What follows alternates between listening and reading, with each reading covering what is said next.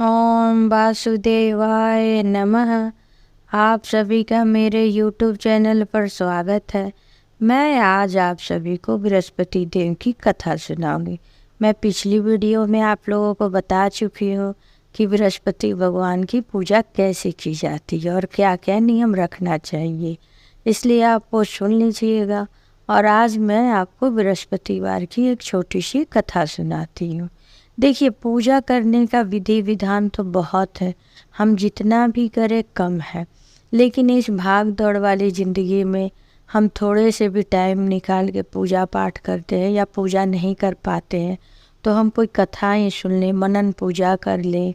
Mobile हमारे हाथ में है, मोबाइल बहुत अच्छी चीज़ है, अगर हम उसका उपयोग अच्छे से करें तो बहुत अच्छी चीज़ है।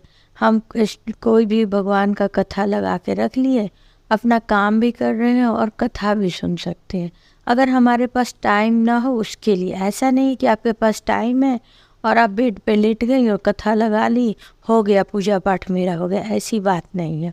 हर आदमी के लिए हर सिचुएशन में अलग अलग तरह से पूजा पाठ, दान उपदान, हर चीज़ की विधि विधान बताई गई है। अगर हम बीमार हैं और पूजा हम नहीं कर सकते हैं तो उसके लिए है कि बस कथाएँ सुन लें। हमारे पास टाइम नहीं है तो हम कथा सुन लें। अब ऐसा नहीं है हमारे पास सब कुछ है और फिर भी हम कथा सुन लें, नहीं। पूजा पाठ विधि विधान अच्छे से करने चाहिए, लेकिन अगर नहीं है तो कथा भी कम से कम सुननी चाहिए। आइए आज मैं आप लोग को बृहस्पतिवार की कथा सुना। एक नगर में एक भाई बहन रहते थे। बहन जो थी वो बृहस्पतिवार की विधि विधान से पूजा करती थी। सुबह प्रातः काल उठती थी, भगवान का व्रत का संकल्प लेती थी और केले के जड़ में वो धूप दीप गाय का घी चढ़ाती, घी से दीपक जलाती थी, चने का दाल चढ़ाती थी और गुड़ चढ़ाती थी और बृहस्पतिवार के केले के जड़ में पूजा करते, क्योंकि भगवान बृहस्पति का वास हम केले के जड़ में मानते हैं। पूजा पाठ करती थी, दिन भर फलाहार रहती थी और रात में आरती करने के बाद एक अन्न वो ग्रहण करती थी, जैसे चने का दाल का ही कुछ बना हो या बेसन का, तो वो चीज़ खाती थी। उस पर गुरुदेव की बड़ी कृपा थी। जब ये ऐसा शाम को आरती करती थी तो गुरुवार उसके दिन उसे भगवान 4 लड्डू बेसन का एक चांदी की कटोरी में दे के जाते थे। वह लड्डू खा लेती थी और कटोरी अपना एक कमरा था उसमें रख देती थी। धीरे धीरे यही हर हफ्ते होता था। पूरा घर उसका चांदी के कटोरी से भरा हुआ था। बाद में उसके भाई की विवाह हुई। कुछ दिन बाद उसकी भाभी आ गई घर में, बड़े अच्छे से सब सुखी सुविधा से रहते थे। लेकिन एक दिन उसकी भाभी जो है कमरे में गई और देखी कि चांदी की चमक से पूरे घर जगमगा रहे हैं। यह देख के उसको बड़ा अजीब लगा। वह पड़ोसन को यह बात बताई तो पड़ोसन बोली अपने पति से बोलो।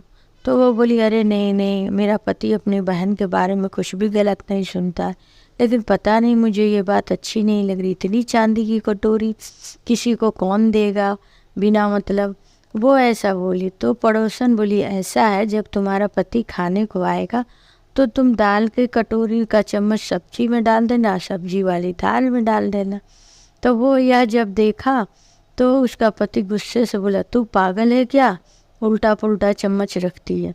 तब वो बोली मैं पागल नहीं, पागल तो तुम्हारी बहन है और सबको पागल बना रही है। वो क्यों, कहाँ से, कैसे चांदी का कटोरी ले आ रही है, पूरा घर जगमग कर रहा है, मुझे तो कुछ समझ में नहीं आ रहा। जब भाई देखा तो उसे भी शक हुआ कि मेरी बहन शायद सही नहीं है। वह बोली कि घर से निकाल दो, तो बोला ठीक है, मैं मामा के घर का बहाना करके ले जाऊँ। और ये सारी बातें वो सुन रही थी उसकी बहन। उसकी बहन बोली ठीक है भैया, मामा के घर तो तुम ले चलो, मैं सब बात जानती हूँ, लेकिन तुम मुझे बृहस्पतिवार का दिन कल है एक जहाँ केला का पेड़ और मंदिर हुआ वहीं मुझे उतार देना। भाई बोला ठीक है, भाई उतार दिया। लेकिन उसके मन में कुछ शंका थी कि अच्छा छुप के देखता हूँ ये करती क्या है या किसे बुलाती है। तो देखा केले के जड़ में अपना पूजा पाठ की, शाम को आरती की और विष्णु भगवान साक्षात प्रकट हुए, उसे 4 लड्डू चांदी की कटोरी में दे। जब यह सब चीज़ भाई देख रहा तो आके विष्णु भगवान के कदमों में गिर गया। तब वो बोले विष्णु अरे नीच, तू तो अपनी कुंवारी बहन पे भी लांछन लगाया, तेरे जैसे मनुष्य को तो मैं देखना नहीं चाहता। फिर वो बहुत माफ़ी मांगा और बहन भी उससे बोली कि भैया के मुझे माफ़ कर दो, भैया की कोई गलती नहीं है। तो फिर बृहस्पति देव उसे माफ़ कर दिया और वो सीधे अपनी बहन को लेकर अपने घर पहुंचा। इधर उसकी पत्नी बाहर ही खड़ी थी और देख रही थी। जब वो देखी अपनी ननद को तो बोलने लगी, अरे इसे क्यों लेके तुम चले आए, मैंने तो कहा था ये अच्छी नहीं है, छोड़ दो। तो बोला, अरे तू कुछ नहीं जानती, बृहस्पति देव की कृपा से ये चांदी की कटोरी मिलती है, तू कुछ ना बोल, मेरी बहन बड़ी ही अच्छी है, बड़ी ही चरित्रवान है, ऐसा बोल के चला गया। अब उसकी भाभी को ये बात अच्छा नहीं लगा। वो बोली, अरे तुझे बृहस्पति देव में तो बड़ी ही कृपा है, ठीक है जितने लोग खड़ेंगे उतने लोगों को वो चांदी के कटोरी में 4 लड्डू देंगे। तो वो बोली, हाँ दे देंगे। उसे लगा कि उसकी भाभी रहेगी और वो रहेगी। उसकी भाभी ने चालाकी की और पूरे गांव में हर घर में जाके सबको बुला लाई कि मेरी ननद बृहस्पति की पूजा करेगी, चांदी की कटोरी में 4-4 लड्डू को सब देगी। पूरे गांव वाले इसके दरवाजे पे इकट्ठे हुए। अब जब यह देखी तो उसे बड़ा ही दुख हुआ। वो एक पैर पे खड़ी होकर बृहस्पति देव से कही, हे भगवान, अगर मैंने सच्चे मन से आपकी आराधना पूजा की है तो आप मेरी लाज रखिए। मैंने अपने भाभी को वचन दिया था कि जितने लोग मेरे साथ खड़े रहेंगे उसे भगवान लड्डू और चांदी की कटोरी में देंगे, लेकिन मुझे लगा था कि सिर्फ मेरी भाभी और भाई ही रहेंगे, इन्होंने तो पूरे नगर को बुला लिया। कुछ देर बाद उसकी प्रार्थना सुनकर बृहस्पति देव प्रकट हुए और जितने लोग नगर के थे सबको उन्होंने चांदी की कटोरी में 4 लड्डू रख के दिया। इस प्रकार से बृहस्पति देव उसके मनोकामना पूर्ण की और उसकी लाज बताई। इसीलिए जो कहानी सुन रहा है या सुना रहा है उसकी भगवान जैसे उस लड़की की लाज रखी वैसे लाज रखे। ओम वासुदेवाय नमः।